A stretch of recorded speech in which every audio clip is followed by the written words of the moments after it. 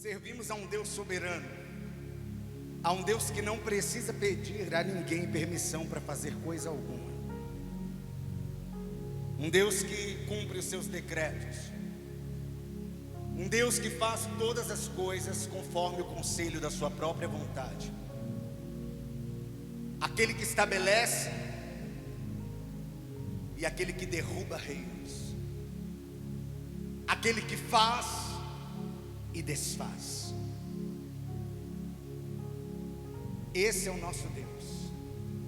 Isso que acabamos de cantar é uma grande verdade. Quando Deus quer fazer, ninguém, absolutamente ninguém pode impedir o seu agir, o seu trabalhar.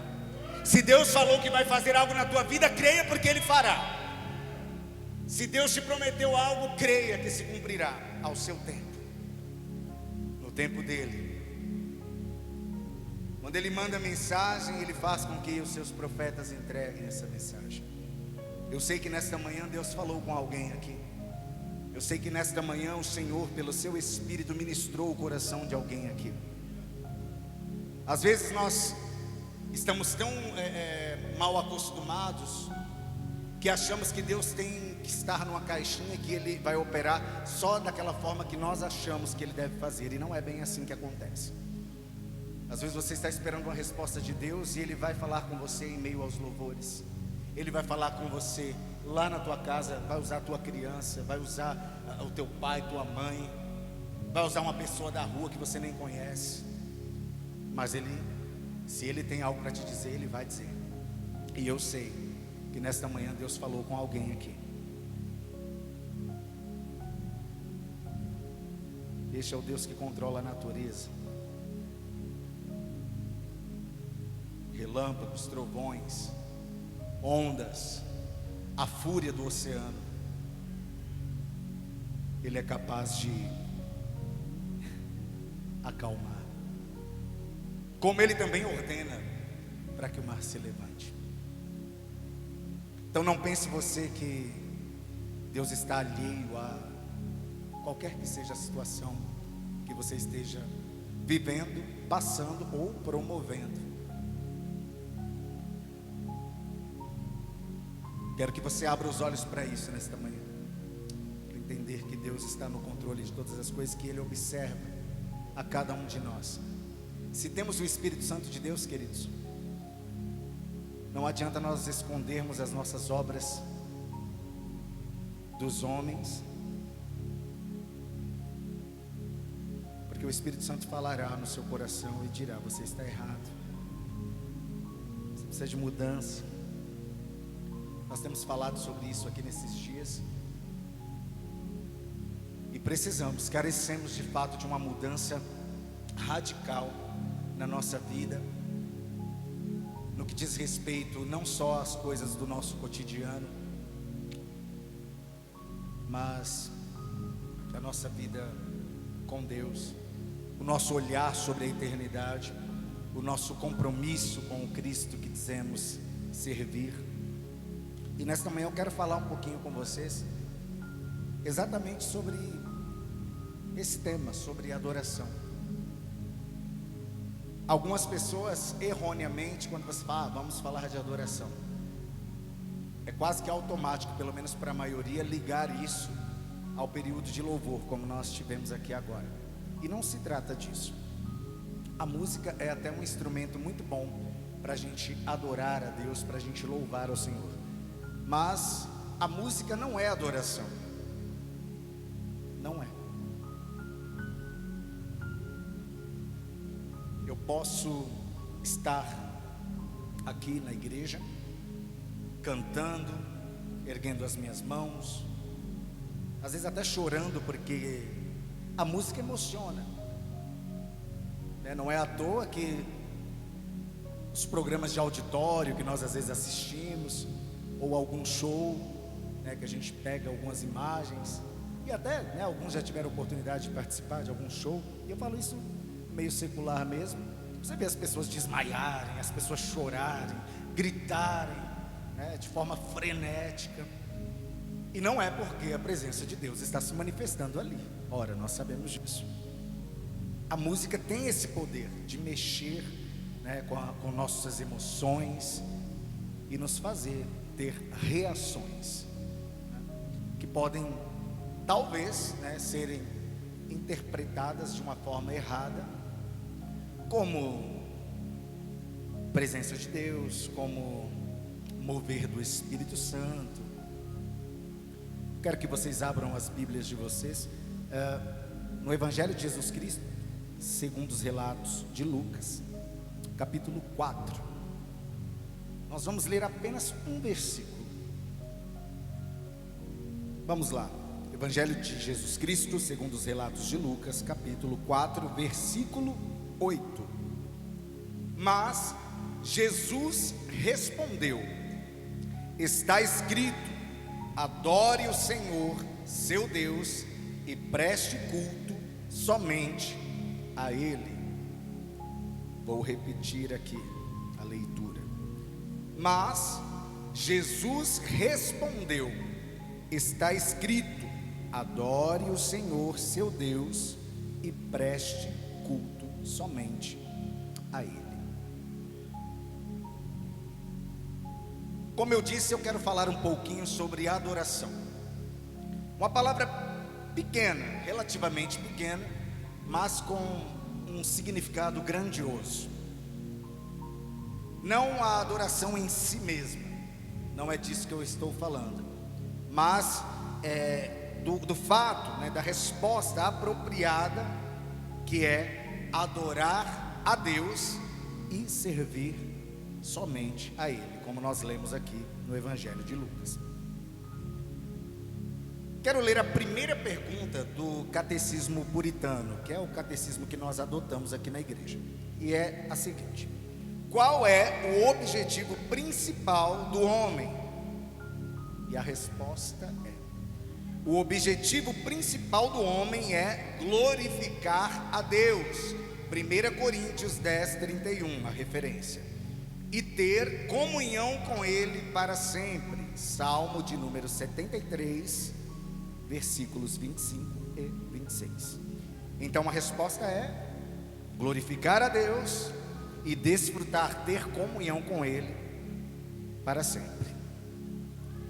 Vou ler aqui o que está em 1 Coríntios 10, no versículo 31, que é a referência, a primeira referência.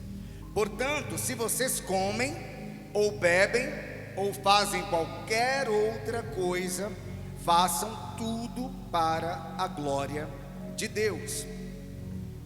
Nós temos o péssimo costume de achar que algumas coisas são para a glorificação de Deus e outras não. Mas não é bem assim que funciona para o cristão. A nossa vida num todo, em tudo quanto nós fazemos, deve glorificar a Deus. Então, não é só o que diz respeito ao meu culto, não é só o que diz respeito aquelas coisas da igreja, né?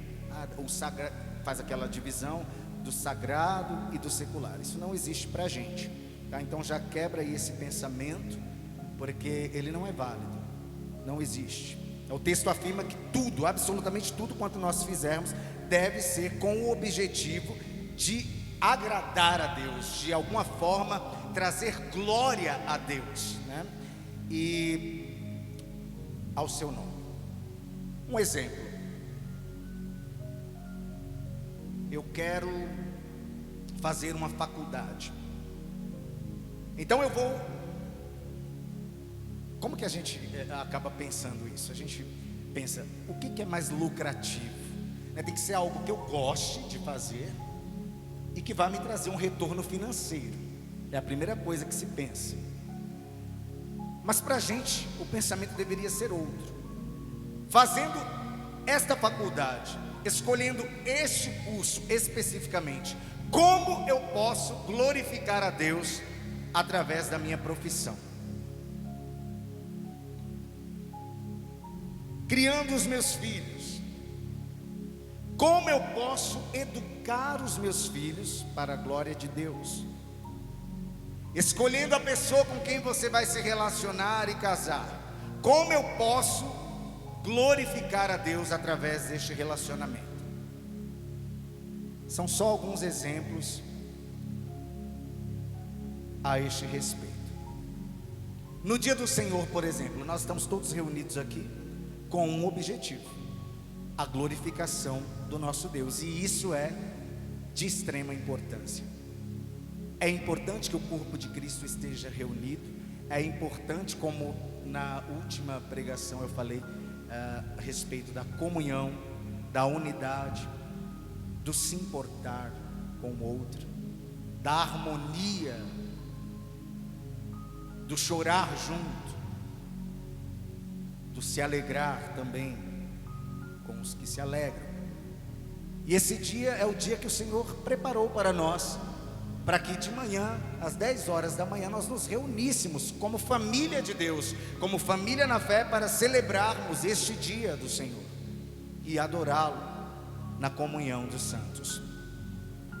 Agora, lá no Salmo 73, no versículo 25 e também no 26, diz o seguinte: quem tenho eu no céu além de ti? E quem poderia eu querer na terra além de ti? Ainda que a minha carne e o meu coração desfaleçam, Deus é a minha fortaleza, a fortaleza do meu coração e a minha herança para sempre. Ele é a nossa porção, Ele é a nossa parte, Ele mesmo é o maior tesouro, o maior bem que o ser humano pode possuir. Um tesouro precioso, guardado em vasos de barro, em vasos que devem ser zelosos, para que tragam honra ao Senhor que habita dentro deles. Deus nos criou para isso, queridos. Não há outra finalidade que vá te trazer o entendimento de quem você é, que vá te fazer completo, que vá preencher e satisfazer os seus questionamentos, as suas necessidades emocionais, espirituais, intelectuais. Nada além de Cristo pode fazer isso com o ser humano. E devemos trazer isso para dentro do nosso lar. Não podemos de forma alguma ser egoístas quanto à aliança que temos com o nosso Deus. Essa aliança que Ele mesmo estabeleceu, ela não é só para nós, ela é também para os nossos filhos, ela é também para aqueles que nós amamos. E se nós de fato amamos alguém, nós certamente desejaremos que este alguém faça parte da aliança da qual nós desfrutamos com o nosso Deus. Essa aliança é, como eu disse, para os nossos filhos. É nossa responsabilidade, portanto, instruir, ensinar os nossos filhos a adorar ao Senhor. Isso é de extrema importância. Do mais jovem ao ancião, todos devem adorar ao Senhor, todos devem retribuir este amor que Ele nos deu, este amor que foi provado na cruz do Calvário, quando o Pai entregou o seu próprio Filho para derramar sangue inocente por gente que não prestava, gente como eu, gente como você, um ser puro. Nós acabamos de cantar isso. Eu nunca saberei o preço dos meus pecados na cruz. Por quê? Porque Jesus tomou essa sentença.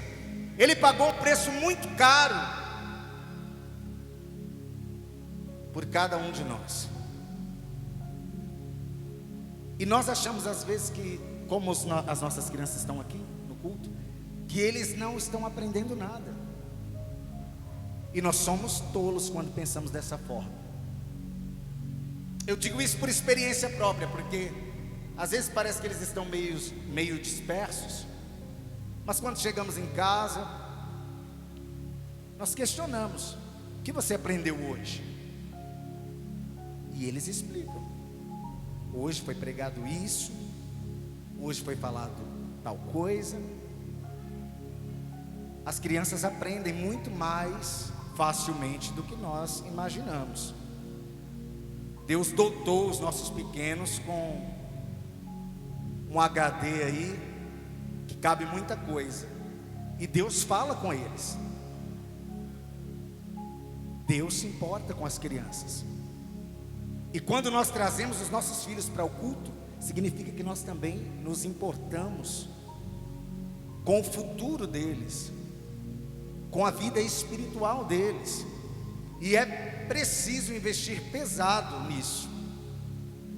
O mundo luta de todas as formas possíveis. O maligno investe muito para corromper a mente dos nossos filhos e até a nossa, se isso for possível. E nós às vezes estamos dormindo, nós estamos apáticos a esta realidade, quando deveríamos estar usando de todas as formas possíveis para inculcar, como nós temos sempre dito, inculcar na cabeça dos nossos filhos que eles devem primeiramente glorificar a Deus, nas suas escolhas, nas suas decisões, nas suas falas, no seu agir. Não de forma robótica, não. Nós devemos ensinar os nossos filhos a se deleitarem no Senhor, para que eles tenham prazer em obedecer a Deus e a sua palavra, para que eles tenham prazer em ser quem eles foram chamados para ser. Deus confiou essa tarefa a você, mãe. Deus confiou essa tarefa a você, pai. Então eu quero chamar aqui a sua atenção para isso. Não podemos falhar. Não podemos falhar. Não temos tempo para perder. Enquanto nós nos isentamos da nossa responsabilidade, como eu falei, o sistema ele não se cansa de investir em novas ideias, em novos conteúdos. Então tomem muito cuidado, inclusive com os filhos de vocês diante das telas. É errado meu filho assistir uma televisão, é errado assistir uma Netflix, é errado um joguinho no celular. Não é sobre isso. É sobre nós sabermos o que de fato pode contribuir positivamente na educação dos nossos filhos e o que é negativo, o que pode ser destrutivo para suas emoções, para a visão que ele vai ter a respeito do mundo e até a respeito de Deus.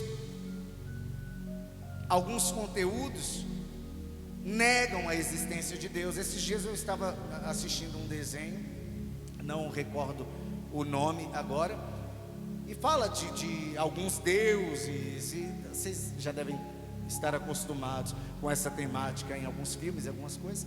E eu não sei, para a gente, talvez aquilo não seja tão nocivo, mas para uma mente que está em formação, talvez não seja adequado.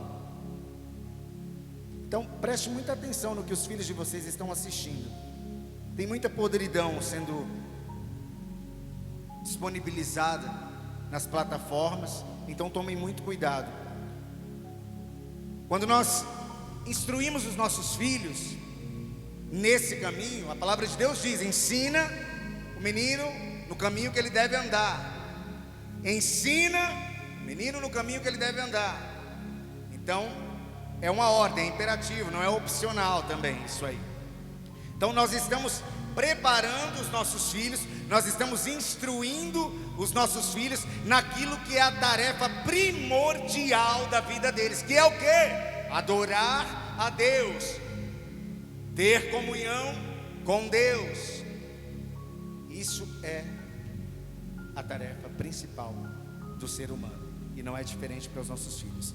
E Deus está presente na adoração. O Espírito de Deus habita aonde há adoração.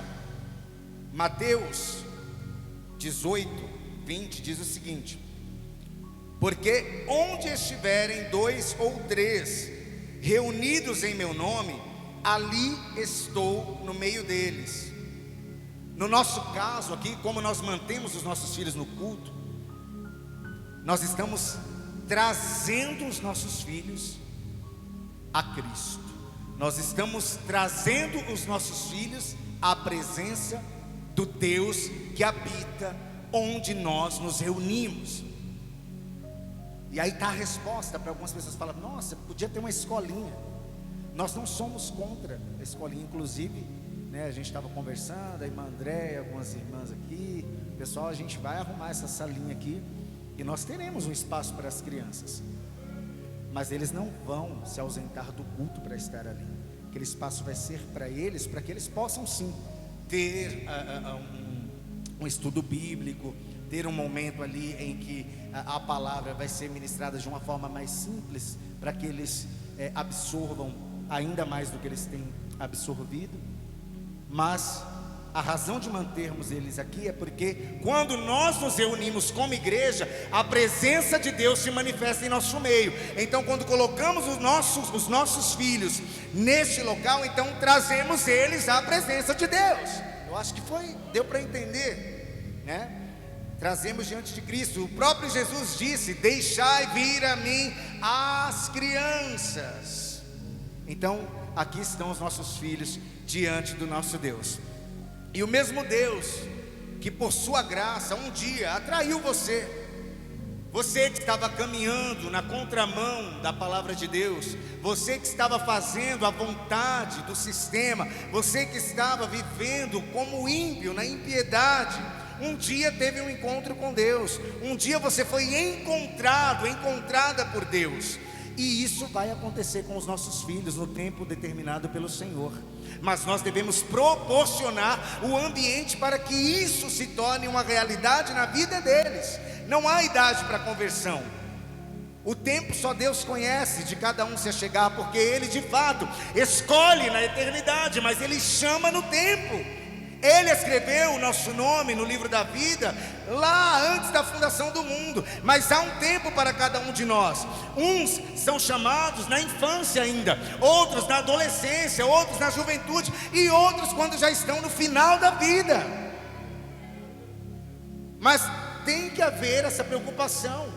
Deus, queridos, não tem netos, Deus só tem filhos. Então não é porque é filho de crente que já está salvo. Precisamos orar pelos nossos filhos, precisamos orar a Deus pedindo que Ele encontre os nossos filhos e que seus coraçõezinhos também sejam regenerados, transformados, para que eles não sejam condenados com o mundo. E não é só a responsabilidade do pastor que prega, não é só a responsabilidade do pessoal do departamento infantil. A principal responsabilidade é da família em casa. Cada família aqui é uma parte da igreja. E eu digo para vocês, quando nós temos famílias fortes, nós temos uma igreja forte. Agora, quando as famílias são fracas, nós temos uma igreja fraca. Então fortifica a tua família, edifica a tua casa sobre a rocha, para que venham as bênçãos do Senhor sobre o seu lar, para que venham as bênçãos do Senhor sobre os seus filhos, sobre a sua descendência. No tempo Ele atrairá a cada um dos que pertencem a Ele. E não sou eu, não é você quem vai convencê-los. Nós lançamos a semente e oramos a Deus, porque Ele sim é quem faz essa semente germinar e dar frutos. E Ele pode fazer muito mais do que a gente tem imaginado, queridos. O que é adorar? O que é? A gente está falando de adoração. A forma como criamos nossos filhos, já falei que é uma forma de adorar a Deus. A ideia principal de adoração é o que? É prostrar-se diante de Deus. Fala de devoção, de entrega. E não é necessariamente o corpo. Que quando a gente fala prostrar-se diante de Deus, a pessoa já imagina, eu vou me curvar, eu vou dobrar os meus joelhos. Isso faz parte? Faz. Mas não é necessariamente isso. Às vezes, os meus joelhos estão dobrados, o meu corpo está de fato prostrado, mas o meu coração não. Às vezes meu coração é orgulhoso demais para se dobrar. Às vezes meu coração é soberbo demais para se entregar. E às vezes nós ouvimos o nosso coração, quando deveríamos entender, quando a Bíblia diz que o nosso coração é enganoso. O nosso coração nos engana. Então preste atenção nele. Adoração é um prostrar-se diante de Deus, mas com tudo, de coração, com a mente, com as suas emoções, com toda a tua força, com todo o teu entendimento. Prostrar-se diante de Deus é reconhecer a sua grandeza, é reconhecer a sua majestade, é reconhecer a infinitude da sua santidade, é confessar a nossa pecaminosidade, a nossa dependência, a nossa limitação diante do nosso Deus.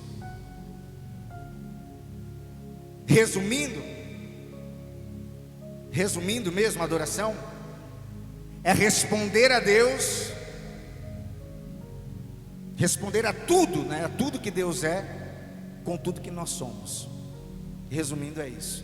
Então isso vai envolver o coração, isso vai envolver a alma, a força e o entendimento. Aí a gente entra lá naquele mandamento que Jesus disse, né? Dos principais, adorar ao Senhor, o nosso Deus, com toda a nossa força, com todo o nosso entendimento, de todo o nosso coração, com toda a nossa alma, com o nosso intelecto, com tudo. Então é isso, responder a tudo que Deus é, com tudo que nós somos. E a gente é tão pouquinho diante de quem Deus é, diante de tudo que Ele é e faz, de tudo que Ele representa. E eu falei do lar, a adoração ela vai muito além dessas paredes aqui da igreja local. Adoração está desgastado isso, né? Mas é um estilo de vida, é a forma como eu vivo. Fala de testemunho, fala de comportamento, práticas além das paredes da igreja local. Quem eu sou lá fora? Aqui dentro é tudo muito bonito. A gente levanta a mão, a gente glorifica, a gente chora, a gente se prostra, a gente louva, elogia a Deus. Temos um tempo muito bom no domingo de manhã. Mas quem somos nós lá fora? Somos de fato adoradores? Somos de fato pessoas que carregam com responsabilidade essa presença, esse tesouro? As pessoas podem ver Cristo em nós, as pessoas podem ver Cristo através de nós, ou somos apenas frequentadores de igreja, que batemos cartão aqui no domingo de manhã e na quinta noite?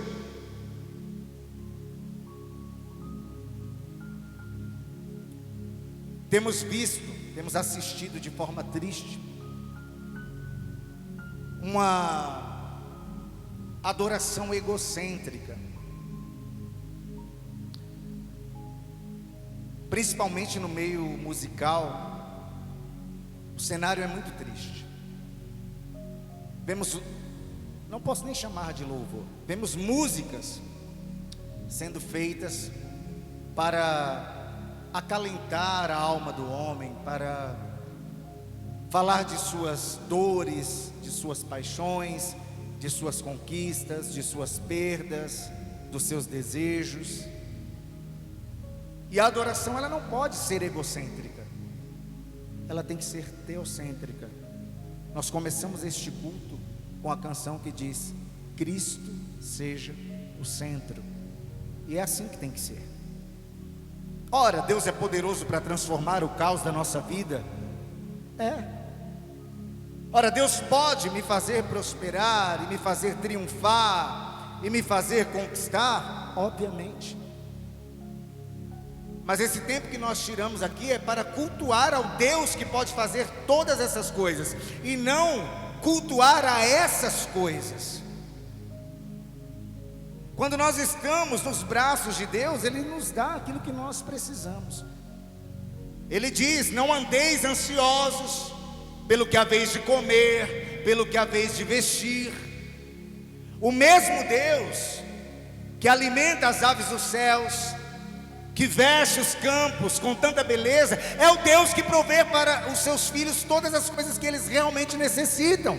Se você não recebeu algo de Deus, ou é porque não chegou o tempo, ou é porque você não precisa, e Deus sabe do que você de fato precisa.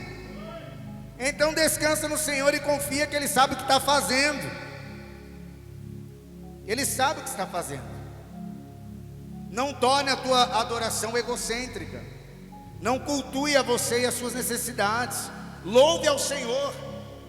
Está passando por lutas, louve ao Senhor. Está passando por uma enfermidade, louve ao Senhor. É esse Deus que pode te curar. Não louve por causa da enfermidade, louve e adore porque Ele é Deus. Entrega o teu caminho ao Senhor e confia nele. Quando há confiança, a gente se lança, a gente não tem medo.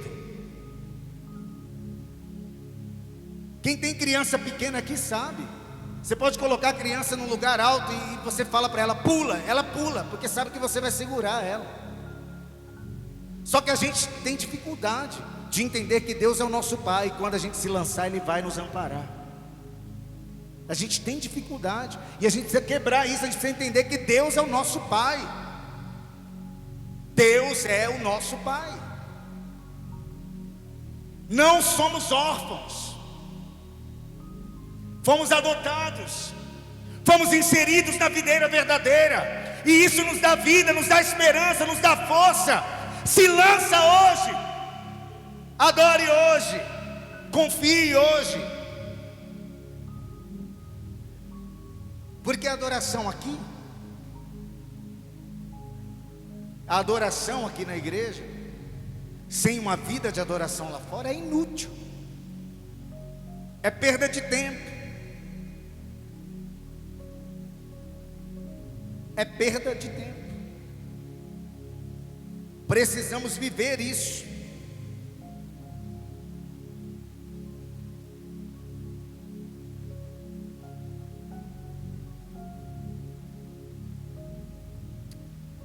Oh Deus,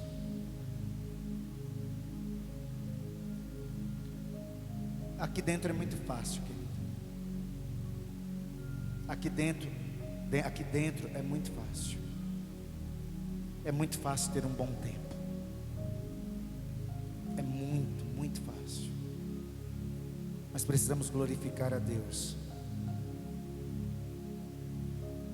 em tudo. Precisamos glorificar a Deus com as nossas escolhas. Precisamos glorificar a Deus com as nossas decisões. Precisamos glorificar a Deus em tudo quanto fizermos. Ainda há aquele que diz: cada um adora a Deus do seu jeito. Será, irmãos? Será que é assim que funciona? Será que eu posso fazer do jeito que eu quiser? Será que eu posso seguir o meu próprio entendimento a respeito da adoração? Vamos ver o que diz Isaías no capítulo 1, a partir do verso 11. Diz assim, preste bem atenção. Isso vai responder se nós podemos adorar de qualquer forma. O Senhor diz: De que me serve a multidão dos sacrifícios que vocês oferecem? Estou farto dos holocaustos de carneiros e da gordura de animais cevados. Não me agrado do sangue de novilhos, nem de cordeiros, nem de bodes. Quando comparecem diante de mim, quem requereu de vocês esse pisotear dos meus átrios? Não me tragam mais ofertas vãs. O incenso é para mim abominação. E também as festas da lua nova, os sábados e a convocação das assembleias. Não posso suportar iniquidade associada à reunião solene. As festas da lua nova e as solenidades, a minha alma as odeia. Já são um peso para mim. Estou cansado de suportá-las. Quando vocês estendem as mãos, eu fecho os meus olhos. Sim, quando multiplicam as suas orações, não as ouço, porque as mãos de vocês estão cheias de sangue. Lavem-se e purifiquem-se. Tirem da minha presença a maldade dos seus atos. Parem de fazer o mal. Aprendam a fazer o bem. Busquem a justiça. Repreendam o opressor. Garantam o direito dos órfãos. Defendam a causa das viúvas. Deus tem seus padrões. Deus tem seus padrões e eles estão bem definidos. Os filhos de Eli, vocês conhecem a história. Eles acharam que poderiam fazer segundo o seu próprio entendimento. E já sabemos o resultado. O resultado foi de morte. O resultado foi a ausência da presença de Deus, porque até a arca foi tomada. Quando nós nos enveredamos pelos nossos próprios caminhos, a coisa tende a dar errado. Quando o achismo substitui aquilo que já foi pré-definido pelo próprio Deus, então vai dar errado. Não tem como fazer errado e dar certo. Os brasileiros são famosos pelo jeitinho, né? E com Deus não tem jeitinho. É do jeito dele. Não tem atalho. Só há um caminho. Hofni e Finéias, eles morreram. A arca da aliança foi levada. O sacerdote Eli caiu da cadeira e quebrou o pescoço.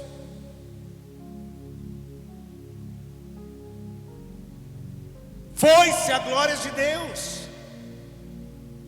Então não tem jeitinho. A gente acabou de ler aqui que Deus abomina sacrifícios que são feitos por pessoas que sacrificam, mas não têm uma vida de sacrifício.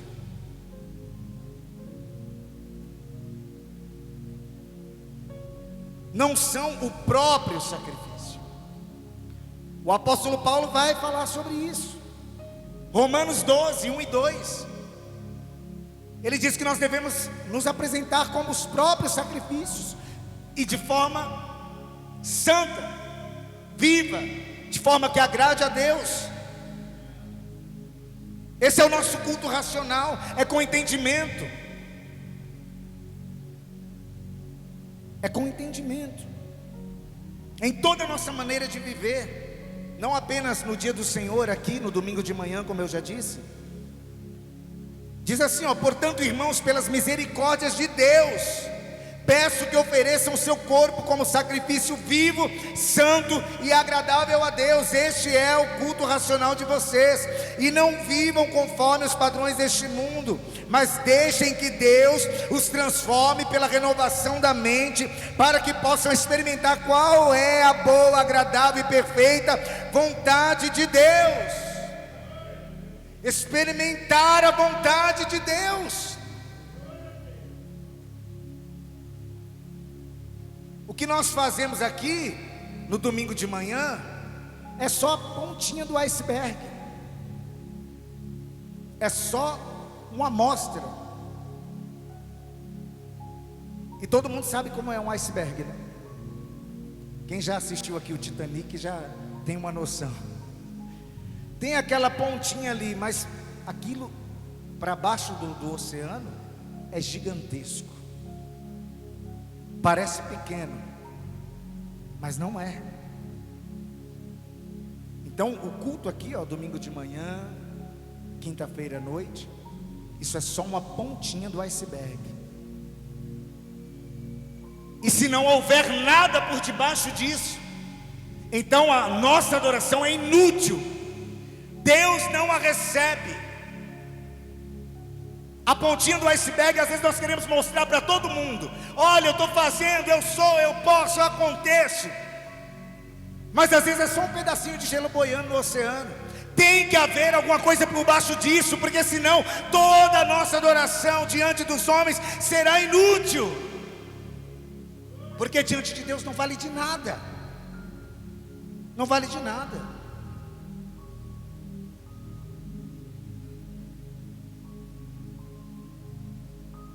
E eu me preocupo com isso, irmãos. Nós temos chamado os irmãos, dia após dia, para uma responsabilidade maior com Deus.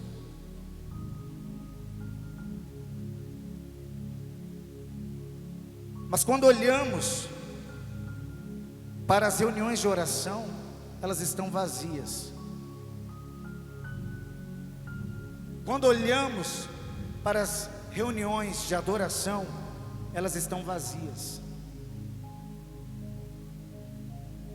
Sabemos do turbilhão de situações e de compromissos que nós temos, e nos esforçamos para cumprir com toda a nossa agenda. Mas por que quando se trata de Deus a gente não faz a mesma coisa?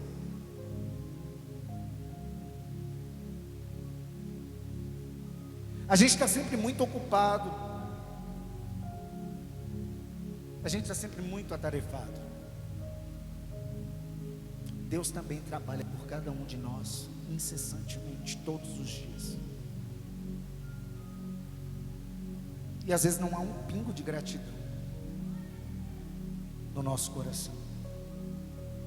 Você saiu e voltou para casa porque Deus te guardou. Você foi trabalhar e voltou porque Deus te sustentou. Nós cantamos aqui: o Senhor nos despertou essa manhã. Diz: filho, filha, mais um dia e não há gratidão. O que aconteceu com a gente? Porque a gente está tão apático? Porque a gente não consegue perceber a ação de Deus e do Espírito Santo na nossa vida?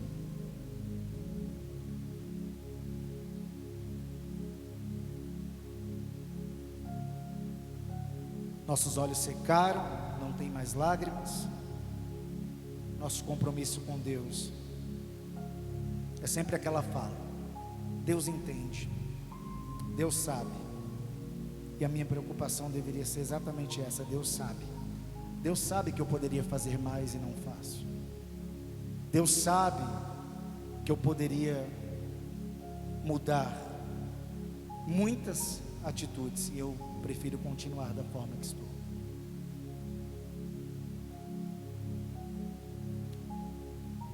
Deus entende, de fato. Cristo tomou um corpo conforme o nosso, e viveu nesse mundo sem pecado. Honrou o seu Pai. Ele veio mostrar que é possível ter uma vida de entrega a Deus. E não é à toa que ele disse: aquele que quiser vir após mim, negue-se a si mesmo. Você tem noção do que é isso? Tome a sua cruz e me siga. Os primeiros cristãos entendiam o que era isso. eles adoravam a Deus. E às vezes não era um sacrifício como a gente está falando agora, de se esforçar mais, de abandonar algumas práticas. Não, eles eram de fato mortos, e eles sabiam que isso iria acontecer, mas isso nunca foi um impedimento para que eles servissem a Deus.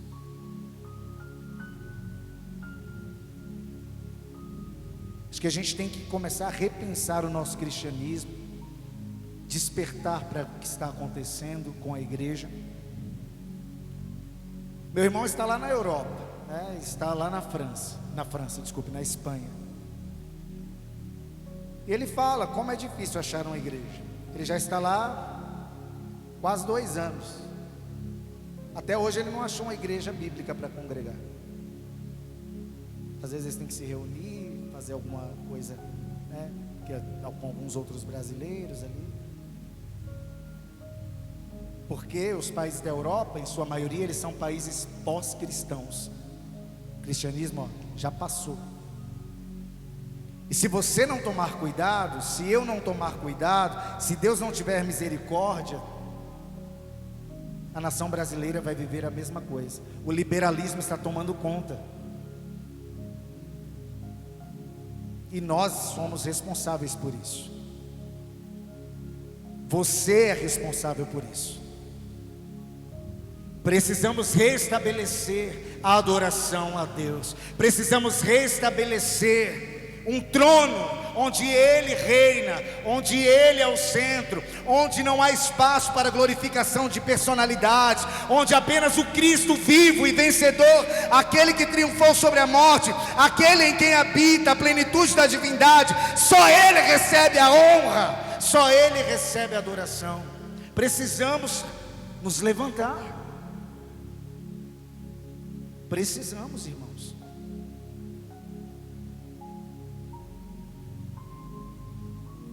E eu te faço esse convite nessa manhã. Vamos juntos nos levantar nesse tempo e mostrar que o Cristo da cruz, Ele está vivo e operando em nossos dias, em nosso meio.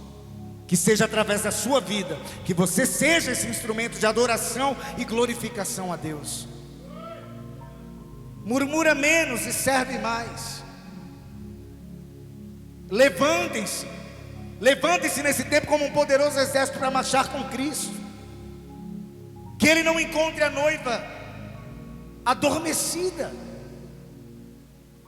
Que sejamos como aquelas virgens prudentes que estavam vigilantes, com as lamparinas acesas, esperando o noivo chegar. E quando Ele chegar, estejamos prontos para ir com Ele, antes que a porta se feche e fiquemos do lado de fora. Nossa oportunidade é hoje. A oportunidade que Deus te dá é agora. Não existe amanhã.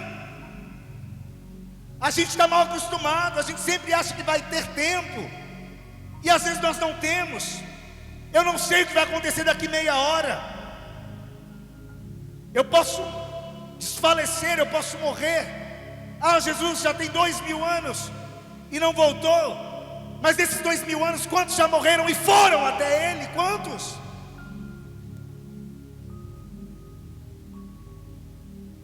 Desperta, igreja do Senhor.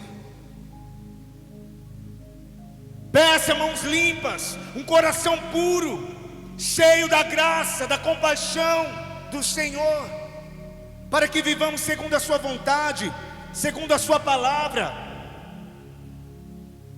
Levantem-se em fé e vivam para a glória de Deus, adorando a Ele em todo o contexto da sua vida, em todas as áreas, seja na tua casa, nas suas escolhas, decisões, na criação dos seus filhos, na faculdade que você faz, no seu trabalho, na obra das suas mãos. Glorifiquem a Deus. O tempo é hoje, o dia é hoje. Se hoje ouvides a voz do Senhor teu Deus, não endureçais o vosso coração.